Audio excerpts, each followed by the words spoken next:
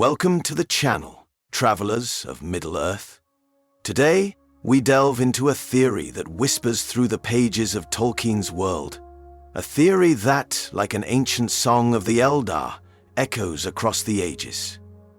Is the Shire, that tranquil heart of the Third Age, built upon the forgotten bones of an ancient Elven realm? As we traverse this path of lore, we shall piece together the fragments of history, tracing the threads that bind the Hobbit's gentle land to the long-lost splendor of the firstborn. So, stoke the fire, pour a cup of old vineyards, and let us wander into the mists of Middle-earth's past. To understand the Shire's potential hidden past, we must first consider the ancient world that once spread across Eriador. In the early days, long before hobbits wandered westward from the Anduin, Eriador was a realm shaped by the ambitions of the elves and the fury of the Dark Lord Morgoth. It is said that in the elder days the forests of Eriador stretched unbroken from the misty mountains to the blue mountains in the west. Great rivers flowed, and the land was alive with the voices of the Eldar, particularly the Noldor, who crafted realms of breathtaking beauty and power. Indeed, it is known that the mighty kingdom of Lindon, founded by Gil-galad in the early days of the Second Age, once stretched its influence far to the east, well into what would later become the Shire. Yet, to uncover the truth, we must reach back further, into the shadowed depths of the First Age, when the Noldor first returned to Middle-earth from the blessed realm of Aman. One name stands out among these early realms: Osiriand, the land of seven rivers. Home to the Lyquendi, the Green Elves, who shunned the great wars of their kin. Though Osiriand itself lay far to the west in Beleriand, its influence and the wandering paths of its folk may have reached as far as Eriador, a distant echo of their woodland halls. In the later Quenta Silmarillion, it is said that after the breaking of Beleriand in the cataclysmic War of Wrath, the survivors of these lands fled eastward, seeking new homes as their old world crumbled into the sea. As the ages passed, this ancient wilderness became a place of shadow and silence. The elves who lingered in Eriador slowly dwindled, their hearts wearied by loss and their numbers thinned by war. Yet their legacy remained: ancient roads, hidden clearings, and whispering forests, where even the roots of trees seemed to hum with forgotten songs. This, perhaps, is the soil upon which the Shire grew, its green hills and winding streams the living memory of a far older, half-forgotten world. But there is more, much more, to this theory. For while the Green Elves are a compelling link, another possibility emerges when we turn our gaze toward the mighty kingdom of Eregion, founded by the Noldorin Smiths, led by Celebrimbor in the Second Age. Located near the west gate of Khazad-dûm, Eregion was a realm renowned for its crafts, its friendship with the dwarves, and its mastery of ring lore, a land shattered by Sauron in his first great bid for dominion over Middle-earth. Could the echoes of this mighty kingdom, its walls shattered and towers thrown down, still linger beneath the peaceful Shire? While the destruction of Eregion is well known, its impact on the surrounding lands, including what would become the Shire, is often overlooked. In the early years of the Second Age, Eregion, also known as Hallin, spread its influence deep into the west of Eriador, a region that would later encompass the Shire. Its craftsmen forged wonders and delved deeply into the secrets of stone and metal, aided by their close alliance with the dwarves of Khazad-dûm. Together, they crafted the great doors of Moria, engraved with Ithildin, that only moonlight and starlight might reveal. Such was the might of Eregion in its prime, a kingdom of vast knowledge and power, and one whose fall left scars that shaped the fate of Middle-earth. But when Sauron came in a fair guise as Anatar, the Lord of Gifts, he beguiled the smiths of Eregion into forging the Rings of Power, setting in motion the long tragedy of Middle-earth. In the year 1697 of the Second Age, this land met its doom. Sauron, now revealed as a great deceiver, swept westward in wrath, his armies tearing through the green valleys and forested hills.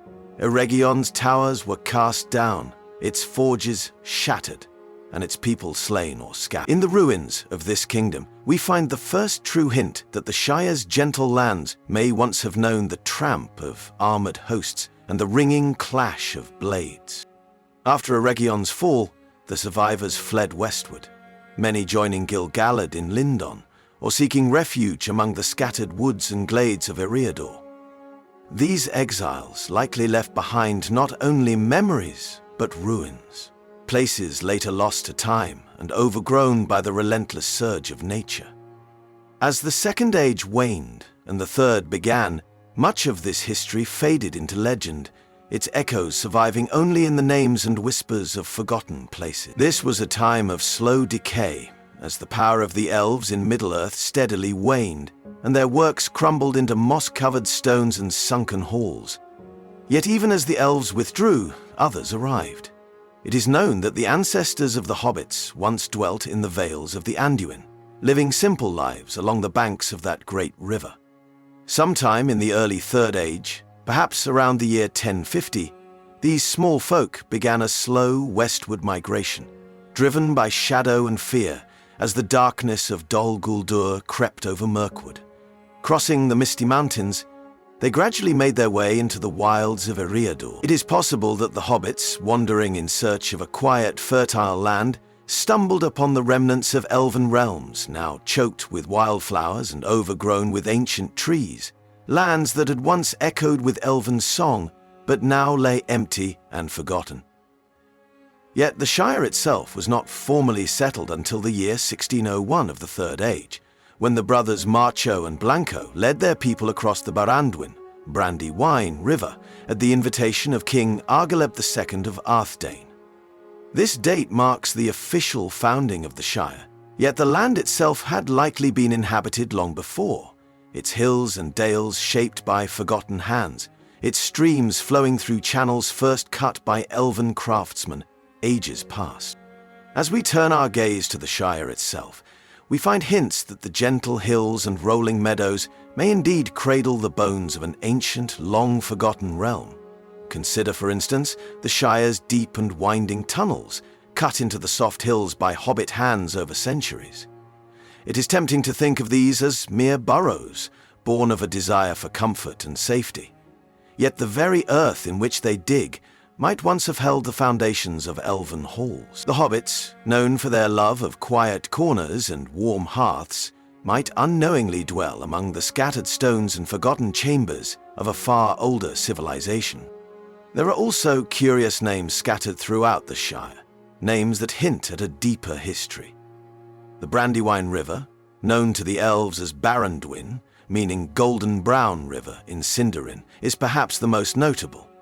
While it gained its hobbitish form through centuries of playful mispronunciation, the original elvish name lingers like an echo, suggesting that long before hobbits settled its banks, this river was known and named by the firstborn. Even the word Shire itself bears a faint resemblance to the Sindarin word Ser, meaning river, though this may be mere coincidence. Further east lies the mysterious Old Forest, a place of deep roots and ancient shadows that even hobbits regard with a mixture of awe and fear. This ancient woodland, perhaps a lingering remnant of the vast forests that once cloaked all of Eriador, has long resisted the encroachment of younger peoples. Tom Bombadil, the enigmatic master of this strange realm, hints at its great age when he sings of the time before the elves crossed the Blue Mountains and before the darkness fell upon the world. Could this not be a fragment of a primeval forest, once shaped by elven hands, its twisted paths and hidden clearings a silent testament to a lost age? Moreover, consider the Barrow Downs, just east of the Shire. Here stand the grassy mounds and stone circles of an even older race, likely the work of the forefathers of the Edain, those men who first crossed into Beleriand and later fought beside the elves against Morgoth. These cold, haunted hills, where wights whisper of forgotten kings and long-dead warriors, may have once bordered the westernmost reaches of an ancient elven realm. Indeed, Aragorn himself, well versed in the histories of Middle-earth, warns the hobbits of the old power that lingers in these hills, a power that predates the Shire itself by many thousands of years. Yet, for all these hints and whispers, the Shire today is a place of warmth and peace, a green refuge from the shadow and tumult that so often sweep across Middle-earth. Its people live simple lives, unburdened by the weight of ancient wars and forgotten betrayals. But this tranquility may be built upon the ashes of a lost world, the last green haven in a land shaped by the long-forgotten footsteps of elven kings and heroes. As we draw closer to the heart of this theory, we must consider the physical evidence that remains, silent and often unnoticed, in the Shire itself. While the hobbits are not known for building in stone, preferring the comfort of their snug earthen holes, there are hints that ancient foundations may lie beneath their feet. Indeed, some of the oldest parts of the Shire, like the high green hills of the Tookland or the weathered banks of the water, might conceal the remnants of long ruined structures, now hidden beneath layers of earth and root. Take, for instance, the curious stone bridges that span the Brandywine and other rivers in the region. While the hobbits might have maintained these crossings, the original work may well date back to the days when elven paths crisscrossed Eriador, connecting the havens of Lindon with the far-flung settlements of the wandering Nandor. These quiet spans, with their weathered arches and ancient stones, may be the last fragments of a forgotten road network that once hummed with the songs and footfalls of elven travelers. Even the Great West Road that runs through the Shire, connecting it to the distant lands of Bree and Rivendell, bears signs of far older craft. The road, though long maintained by the men of Arnor and later by the Rangers of the North, likely follows a route first blazed by the elves in ages past, when the world was young and the stars alone lit the sky. Could it be that the very path upon which Frodo and his friends fled the pursuing Black Riders once echoed with the footfalls of elven lords striding westward to the sea? There are also curious, half-forgotten ruins scattered across the Shire's borders, like the moss-covered stones found near the woody end, or the strange weathered pillars said to stand deep within the forests that border the Shire's eastern reaches. These remnants, often regarded by hobbits as mere oddities or ancient work left by their distant ancestors, might in fact predate their settlement by many thousands of years, the last crumbling traces of elven architecture swallowed by time and the slow, steady growth of the earth. Perhaps the clearest evidence of this forgotten past lies in the Barrow Downs themselves. Though technically outside the Shire proper, these haunted hills loom close enough to cast a long shadow over the hobbits' otherwise peaceful lives. The stone rings and burial mounds found here, their stones worn smooth by countless ages, might be the final resting places of ancient elven lords, or the forgotten heroes of long-vanished kingdoms. It is not impossible that, in the deep places beneath these mounds, one might still find the shattered remnants of elven blades, or the crumbling scrolls of a forgotten age, whispers of a time when Eriador was a land of wonder, not merely the quiet backwater it would later become. Finally, there is the matter of the old, strange songs and legends that linger in the Shire. Tales of great forests, singing stones, and spirits that dance beneath the moon. These fragments, often dismissed as simple nonsense or the fanciful creations of hobbit minstrels, might instead be echoes of a far older, deeper truth, a memory carried through the long ages by the stones and trees themselves. If the Shire truly stands upon the forgotten ruins of an ancient elven realm, the implications are profound.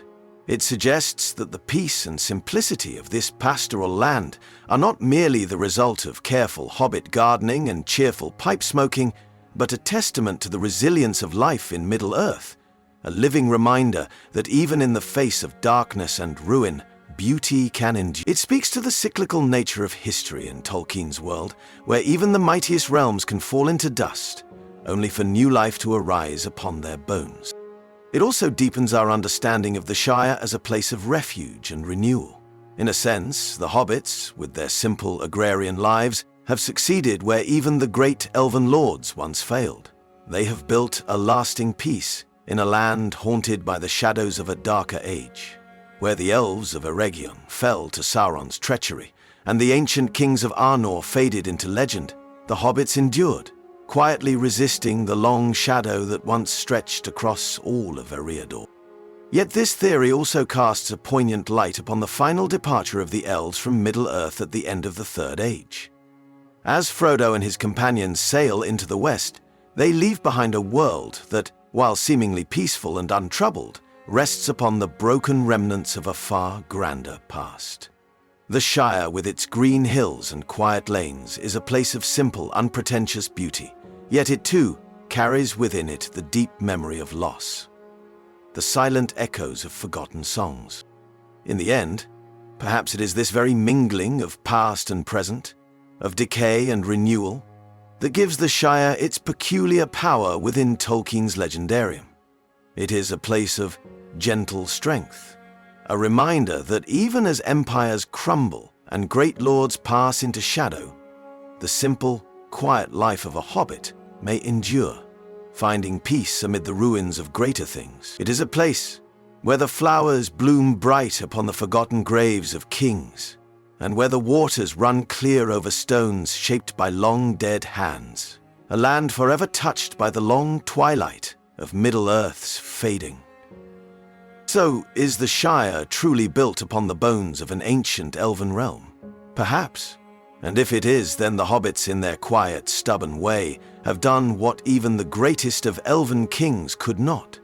They have made a home that lasts, a light that endures even as the ages turn and the world grows old. Thank you for joining us on this journey into the heart of Middle-earth's forgotten past. If you enjoyed this exploration, be sure to like, share, and subscribe for more deep dives into Tolkien's world. Until next time, may your path be ever bright and your hearth ever warm.